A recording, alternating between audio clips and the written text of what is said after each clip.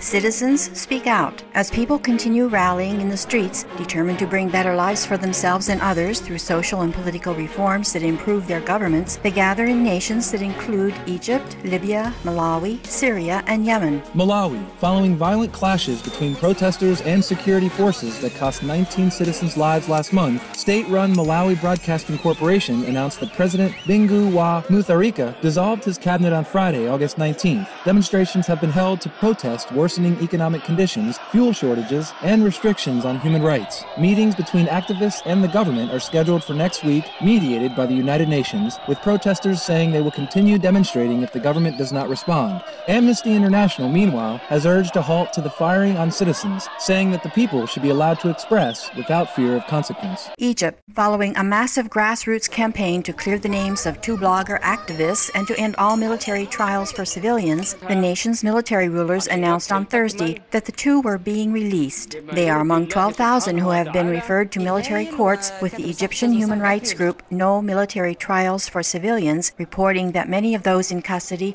have reported serious abuses during their detention. Libya. Transitional National Council spokesperson Mahmoud Shamam confirmed on Friday that former Prime Minister Abdel Salam Jaloud had defected with his family, turning away from the regime of Colonel Muammar Gaddafi to join in solidarity with the pro-democracy revolutionaries. Meanwhile, revolutionaries from the besieged city of Misrata, working together with fellow activists from inside nearby Zliten, announced their success Friday in assuming control of Zliten, as well as officially freeing the city of Zawiya and remaining areas of Brega, according to spokesman Colonel Ahmed Bani. In addition, another group on Friday officially liberated the 2,000-year-old Roman city of Sabratha, with some members pledging to provide better care in preserving the nation's cultural heritage. Syria, following President Bashar al-Assad's announcement that the crackdown had ended, UK-based Reuters news agency cited activist reports on Friday that the death toll from the violence of security forces toward protesters rose to at least 34. The activists also reported that in spite of the attempted oppression,